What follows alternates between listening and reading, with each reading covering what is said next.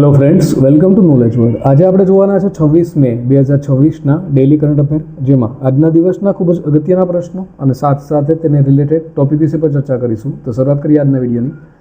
પ્રથમ પ્રશ્ન છે, તાજેતરમાં કયા ભારતીય દોડવીરે 10.09 સેકન્ડમાં 100 મીટર દોડ પૂર્ણ કરી અને નવો રાષ્ટ્રીય રેકોર્ડ બનાવ્યો છે?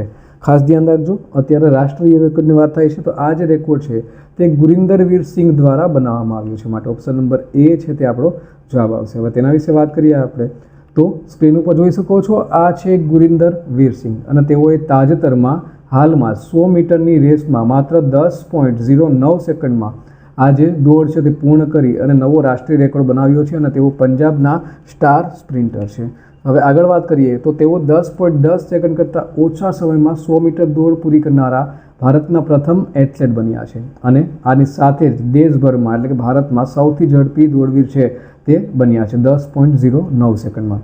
અને તેમણે આ સિદ્ધિ છે તે ઝારખંડ રાજ્યના રાંચી ખાતે આયોજિત 29મી national senior athletics federation cup 2026 દરમિયાન આ જે સિદ્ધિ છે તે હાંસલ કરી છે. અને તેઓએ ઓડિશાના જે દોડવીર છે અમિનેશ કુજુર તેઓની વચ્ચે ભારે ટક્કર જોવા મળી હતી અને તેઓને હરાવી અને ગોલ્ડ મેડલ છે તે જીત્યો છે અને આ રેકોર્ડ છે તે પોતાના નામે કર્યો છે. હવે આ વાત થઈ નેશનલ રેકોર્ડની. તો બીજા રેકોર્ડ આપણે જોઈએ જે આંતરરાષ્ટ્રીય એટલે કે વિશ્વ કક્ષાએ છે. તો વિશ્વ કક્ષાએ જે પુરુષ કેટેગરીની વાત કરવામાં આવે તો 100 મીટર દોડમાં ઉસેન બોલ્ટ છે તેઓના દ્વારા રેકોર્ડ છે તે બનાવવામાં આવ્યો હતો અને તે હતું 9.58 સેકન્ડ. અને આ જે રેકોર્ડ છે તે 16 ઓગસ્ટ 2009ના રોજ જર્મનીના બર્લિન ખાતે યોજાયેલી વર્લ્ડ એથ્લેટિક ચેમ્પિયનશિપ છે તેમાં આજે ઉસેન બોલ્ટ દ્વારા આ જે રેકોર્ડ છે તે બનાવવામાં આવ્યો હતો અને અત્યારે પણ તે તૂટ્યો નથી. અને વાત કરીએ મહિલાઓમાં તો મહિલાઓની કેટેગરીમાં અમેરિકાની જે ફ્લોરેન્સ ગ્રિફિથ જોઇનર છે તેઓએ 10.49 સેકન્ડમાં 100 મીટર દોડ છે તે પૂર્ણ કરી હતી અને આ જે રેકોર્ડ છે તે 16 જુલાઈ 1988ના રોજ USA ખાતે ઓલિમ્પિક ટ્રાયલ્સ દરમિયાન આ રેકોર્ડ છે તે સ્થાપિત કર્યો હતો, જે આજ સુધી અતૂટ છે. અને ભારતની વાત કરીએ આપણે મહિલાઓમાં તો 100 મીટર દોડમાં રાષ્ટ્રીય રેકોર્ડ છે તે દુતીચંદના નામે છે, જે 2021માં પટિયાલા ખાતે તેઓએ બનાવ્યો હતો. ત્યાર પછી જોઈએ તો તાજેતરમાં ભારતીય નૌકાદળ માટે લોન્ચ થયેલ પ્રથમ નેક્સ્ટ જનરેશન ઓફશોર પેટ્રોલ વેસલનું નામ શું છે? તો તેનું નામ છે સંઘમિત્રા. માટે ઓપ્શન નંબર એ આવશે.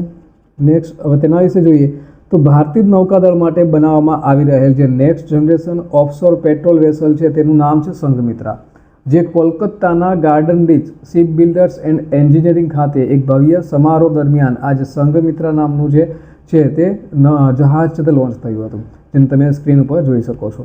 અને આ જહાજનું નામ છે તે ભારતના વારસા ઉપરથી પડ્યા છે અને આ જહાજનું નામ છે તે રાજા અશોકની પુત્રી છે સંઘમિત્રા તેઓના નામ ઉપરથી રાખવામાં આવ્યું હતું. વહાણની ટોચની ડિઝાઇનમાં ઉર્સા મેજર નક્ષત્ર અને લાલ અને સફેદ રંગના દીવાદાંડીનું ચિત્રણ છે તે પણ કરવામાં આવ્યું છે.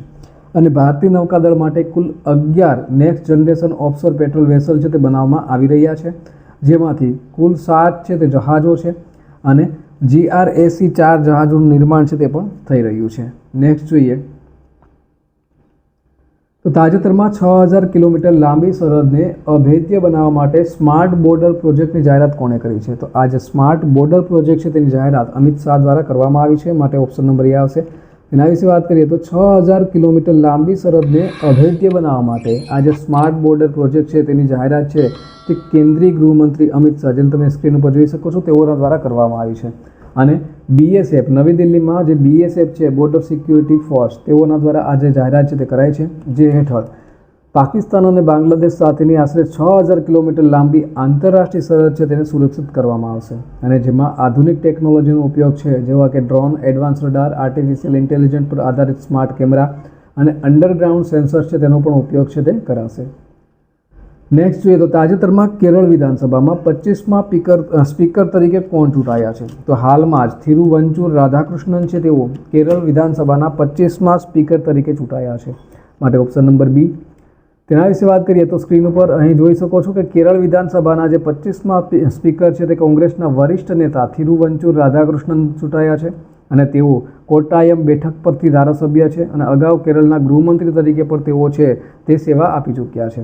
અને 22 મે 2026ના રોજ જે ચૂંટણી યોજાઈ હતી તેઓમાં તેને 101 મત છે તે મળ્યા હતા. જ્યારે અન્ય ઉમેદવારની વાત કરીએ તો AC મોહિદ્દીનને 35 અને ભાજપના ઉમેદવાર છે બીબી ગોપકુમાર, તેઓને 3 મત છે તે મળ્યા હતા. હવે કેરળના બીજા અગત્યના પોઈન્ટની વાત કરીએ તો ભારતમાં જે પ્રથમ સમર્પિત કેબિનેટ સ્તરનો એટલે કે AI પોર્ટફોલિયો છે તે શરૂ કરનાર પ્રથમ રાજ્ય કેરળમ છે. તાજેતરમાં વડસેરી દામોદર મેનન સતીશનને કેરળ રાજ્યના નવા મુખ્યમંત્રી તરીકે નિયુક્ત કરવામાં આવ્યા છે.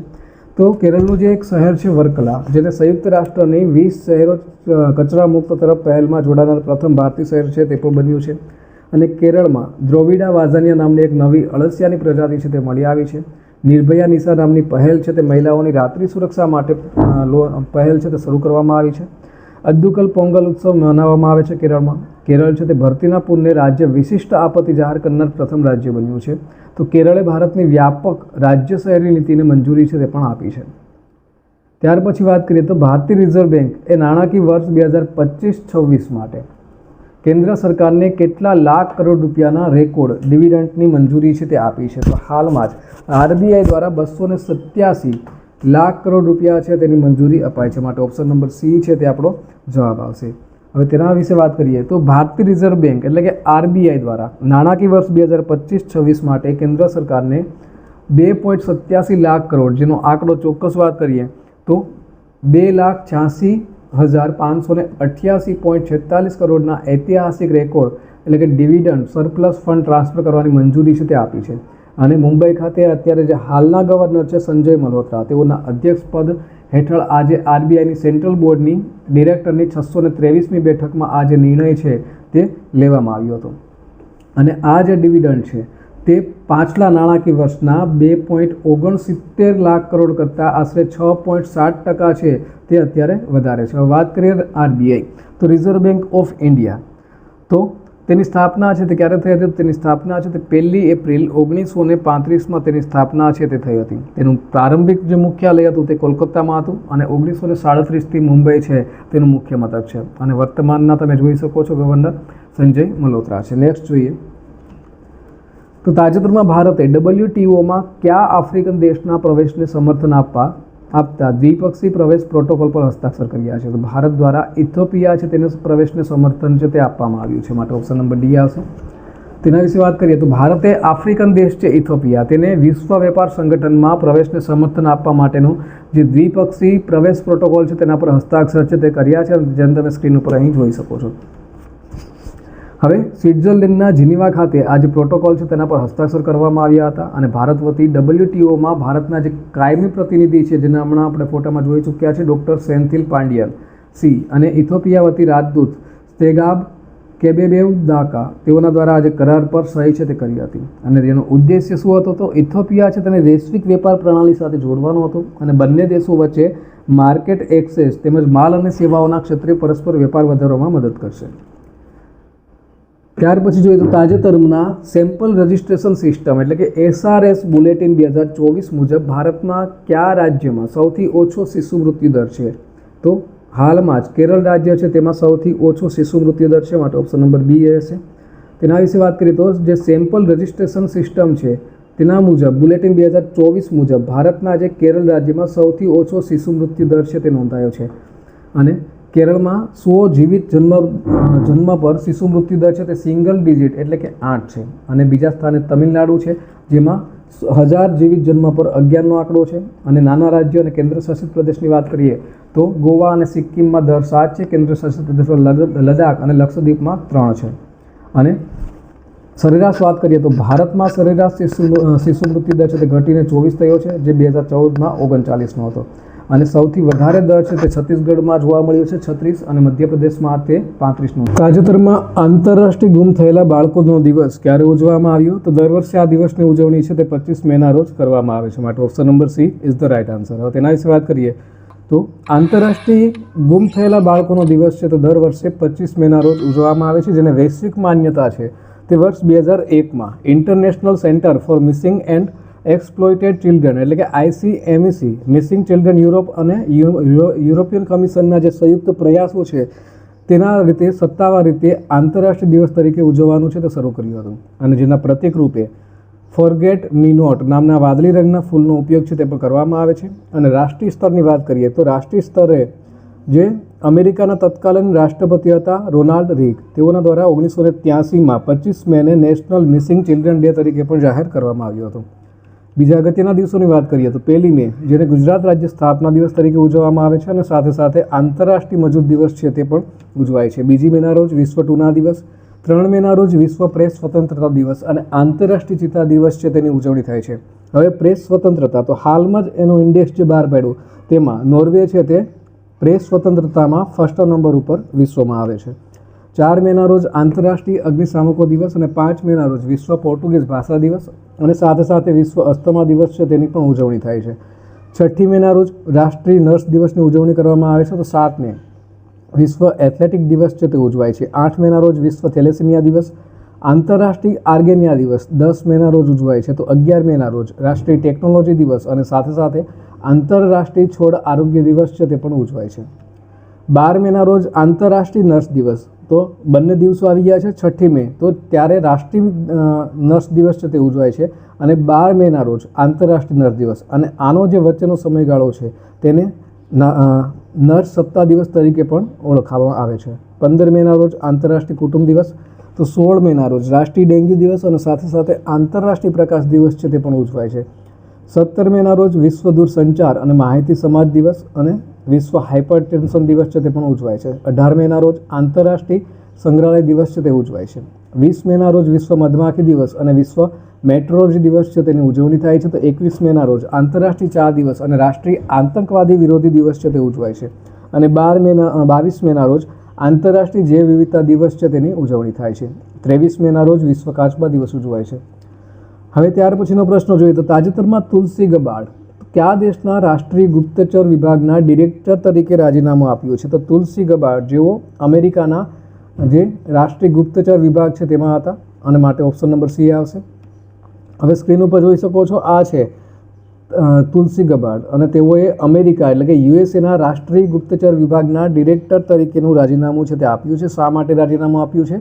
તો પત્ર અનુસાર તેના જે પતિ છે અબ્રાહમ, તેઓને હાડકાનું એક દુર્લભ કેન્સર એટલે કે બોન કેન્સર થયું હોવાથી તેઓની સારવાર માટે થઈ અને આ જે રાજીનામું છે તે આપવામાં આવ્યું છે. અને આ રાજીનામું છે તે 30 જૂન 2026થી અમલી બનશે અને ત્યાર પછી જે principal deputy director Aaron Lucas છે તેઓ આ કાર્યકારી ડિરેક્ટર તરીકે સેવા છે તે આપશે.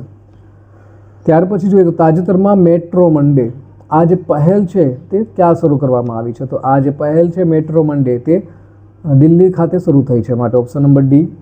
હવે તેના વિશે વાત કરીએ તો મેટ્રો મંડે આ જે પહેલ છે તે નવી દિલ્હીમાં શરૂ કરવામાં આવી છે. અને શા માટે શરૂ કરવામાં આવી છે? તો પશ્ચિમ એશિયાના જે સંકટને કારણે ઊભી થયેલી વૈશ્વિક અસ્થિરતા વચ્ચે જે ઈંધણ એટલે કે પેટ્રોલ અને ડીઝલની બચત કરવા માટે, પ્રદૂષણ ઘટાડવા માટે અને લોકોને ખાનગી વાહનો છોડી અને પબ્લિક ટ્રાન્સપોર્ટનો ઉપયોગ કરવા માટે પ્રોત્સાહિત કરવા માટે આ જે પહેલ છે તે નવી દિલ્હીમાં ત્યાંના મુખ્યમંત્રી શ્રી રેખા ગુપ્તા તેઓના દ્વારા શરૂ કરાઈ છે. અને સાથે સાથે જે કેબિનેટ મંત્રીઓ છે, મુખ્યમંત્રી, વરિષ્ઠ સરકારી અધિકારીઓ છે, તેઓ દર સોમવારે મેટ્રો અથવા તો સરકારી બસોમાં મુસાફરી કરી અને આ જે અભિયાન છે તેની શરૂઆત છે તે કરી હતી. અને આ જે ઝુંબેશ છે, આ જે પહેલ છે તે દિલ્હી સરકારના જે 90 દિવસના મેરા ભારત મેરા યોગદાન જન અભિયાન છે તેનો એક ભાગ છે. ત્યાર પછી જોઈએ તો ગઈકાલે પૂછાયેલા પ્રશ્નનો જવાબ જોઈ લે તો ગઈકાલે પૂછ્યું હતું કે તાજેતરમાં ભારત અને કયા દેશે 2027ના વર્ષને સંસ્કૃતિ અને પર્યટન વર્ષ તરીકે જાહેર કર્યું છે? તો હાલમાં જ આ જે ભારત અને ઇટાલી વચ્ચે જે વર્ષ 2027 છે તેને સંસ્કૃતિ અને પર્યટન વર્ષ તરીકે જાહેર છે તે કરવામાં આવ્યું હતું, માટે ઓપ્શન નંબર એ છે તે આપણો જવાબ આવશે. અને ત્યાર પછી જોઈએ આજનો સવાલ. તો આજનો સવાલ છે કે તાજેતરમાં ઓઇલ ઇન્ડિયા લિમિટેડ દ્વારા કયા રાજ્યમાં તેના દાંડેવાલા ક્ષેત્રમાં નવા ગેસ ભંડાર છે તે શોધી કાઢ્યા છે? તો ઓપ્શન આપેલા છે. ઓપ્શન નંબર એ રાજસ્થાન, બી મહારાષ્ટ્ર, સી ગુજરાત અને ડી મધ્યપ્રદેશ. તો આનો સાચો જવાબ કોમેન્ટ બોક્સમાં કોમેન્ટ કરી અને જણાવવાનો રહેશે. આજના દિવસનો વિડીયો છે તે પૂર્ણ થાય છે. બીજા અગત્યના વિડીયો અને સાથે સાથે તેની પ્લેલિસ્ટ છે તે સ્ક્રીન ઉપર આપેલી છે, જ્યાંથી તમે તમામ પ્રકારના વિડીયો છે તેને જોઈ શકશો. તો આજનો વિડીયો છે તે પૂર્ણ થાય છે. ફરી મળીશું નવા વિડીયોમાં. ત્યાં સુધી રજા આપશો. નમસ્કાર.